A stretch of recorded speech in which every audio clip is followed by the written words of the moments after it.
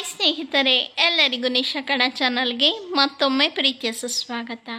ಇವತ್ತಿನ ವಿಡಿಯೋದಲ್ಲಿ 75ನೆಯ ಗಣರಾಜ್ಯೋತ್ಸವ ಬಗ್ಗೆ ಪುಟ್ಟ ಭಾಷಣ ಯಾವ ರೀತಿ ಹೇಳೋದು ಅಂತ ಈ ವಿಡಿಯೋದಲ್ಲಿ ತಿಳಿಸ್ಕೊಡ್ತಾ ಇದ್ದೀನಿ. ಈ ವಿಡಿಯೋ ನಿಮಗೆ ಇಷ್ಟವಾದರೆ ಲೈಕ್ ಮಾಡಿ, ಶೇರ್ ಮಾಡಿ. ನನ್ನ ಚಾನಲ್ನ ಇನ್ನೂ ಸಬ್ಸ್ಕ್ರೈಬ್ ಆಗಿಲ್ಲದಿದ್ದರೆ ಈಗಲೇ ಹೋಗಿ ಸಬ್ಸ್ಕ್ರೈಬ್ ಆಗಿ, ಪಕ್ಕದಲ್ಲಿ ಕಾಣೋ ಬೆಲ್ ಬಟನ್ನ ಟಚ್ ಮಾಡಿ. ನನ್ನ ಗೌರವಾನ್ವಿತ ಸಹೋದ್ಯೋಗಿಗಳೇ, ಆತ್ಮೀಯ ಸ್ನೇಹಿತರಿಗೆ, ಎಲ್ಲ ಆತ್ಮೀಯ ಬಂಧುಗಳಿಗೆ ಬೆಳಗಿನ ಶುಭೋದಯಗಳು ಮತ್ತು ಗಣರಾಜ್ಯೋತ್ಸವದ ಶುಭಾಶಯಗಳು. ಇಲ್ಲಿ ಉಪಸ್ಥಿತರಿರುವ ಎಲ್ಲರಿಗೂ ಶುಭೋದಯ.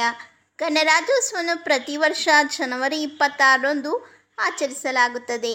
ಈ ವರ್ಷ ಭಾರತವು ತನ್ನ 75ನೇ ಗಣರಾಜ್ಯೋತ್ಸವವನ್ನು ಆಚರಿಸಲಿದೆ. ಇಂದು ನಮ್ಮ ರಾಷ್ಟ್ರದ 75ನೇ ಗಣರಾಜ್ಯೋತ್ಸವ ಆಚರಿಸಲು ನಾವೆಲ್ಲ ಇಲ್ಲಿ ಸೇರಿದ್ದೇವೆ. ಇದು ನಮಗೆಲ್ಲರಿಗೂ ಉತ್ತಮ ಮತ್ತು ಮಂಗಳಕರ ಸಂದರ್ಭವಾಗಿದೆ. ನಾವು ಪರಸ್ಪರ ಅಭಿನಂದಿಸಬೇಕು ಮತ್ತು ನಮ್ಮ ರಾಷ್ಟ್ರದ ಅಭಿವೃದ್ಧಿ ಮತ್ತು ಸಮೃದ್ಧಿಗಾಗಿ ದೇವರನ್ನು ಪ್ರಾರ್ಥಿಸಬೇಕು.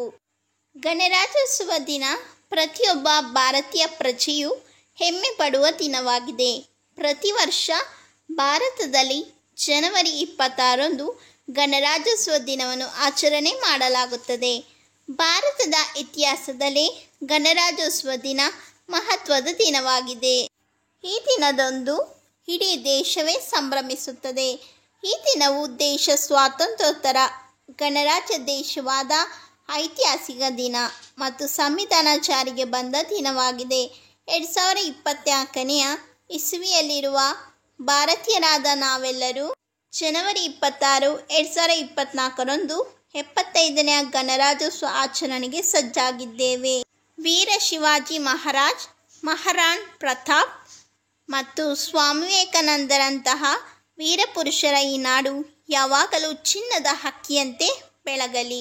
ನಮ್ಮ ದೇಶದ ಮಹಾನ್ ನಾಯಕರು ಮತ್ತು ಸ್ವಾತಂತ್ರ್ಯ ಹೋರಾಟಗಾರರು ಮಹಾತ್ಮ ಗಾಂಧಿ, ಭಗತ್ ಸಿಂಗ್, ಸುಭಾಷ್ ಚಂದ್ರ ಬೋಸ್, ಚಂದ್ರಶೇಖರ್ ಆಜಾದ್, ಲಾಲ್ ಲಜಪತ್ ರಾಯ್, ಸರ್ದಾರ್ ವಲ್ಲಭಾಯ್ ಪಟೇಲ್, ಲಾಲ್ ಬಹದ್ದೂರ್ ಶಾಸ್ತ್ರಿ ಮುಂತಾದವರು ಭಾರತವನ್ನು ಸ್ವಾತಂತ್ರ್ಯ ರಾಷ್ಟ್ರವನ್ನಾಗಿ ಮಾಡಲು ಈ ಜನರು ನಿರಂತರವಾಗಿ ಹೋರಾಡಿದರು. ಬ್ರಿಟಿಷರು ನಮ್ಮ ದೇಶಕ್ಕಾಗಿ ಅವರ ಸಮರ್ಪಣೆಯನ್ನು ನಾವು ಎಂದಿಗೂ ಮರೆಯಲು ಸಾಧ್ಯವಿಲ್ಲ. ಇಂದು ಇಡೀ ದೇಶ 75ನೇ ಗಣರಾಜ್ಯೋತ್ಸವವನ್ನು ಆಚರಿಸುತ್ತಿದೆ. ಗಣರಾಜ್ಯೋತ್ಸವವು ಒಂದು ಪ್ರಮುಖ ರಾಷ್ಟ್ರೀಯ ಹಬ್ಬವಾಗಿದೆ. ಈ ದಿನ ಇಡೀ ದೇಶವು ವಂದೇ ಮಾತರಂ ಮತ್ತು ಜನಗಣಮನದೊಂದಿಗೆ ಪ್ರತಿಧ್ವನಿಸುತ್ತದೆ. ಗಣರಾಜ್ಯೋತ್ಸವವನ್ನು ಶಾಲೆಯಿಂದ ಎಲ್ಲ ಶಿಕ್ಷಣ ಸಂಸ್ಥೆಗಳು ಮತ್ತು ಸಾಮಾಜಿಕ ಸ್ಥಳಗಳಲ್ಲಿ ಅತ್ಯಂತ ವಿಜೃಂಭಣೆಯಿಂದ ಆಚರಿಸಲಾಗುತ್ತದೆ.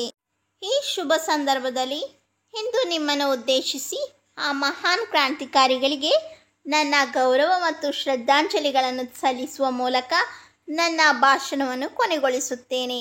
ನಿಮಗೆಲ್ಲರಿಗೂ ತುಂಬ ಧನ್ಯವಾದಗಳು. ಭಾರತ್ ಮಾತಾ ಕಿ ಜೈ. ಜೈ ಹಿಂದ್.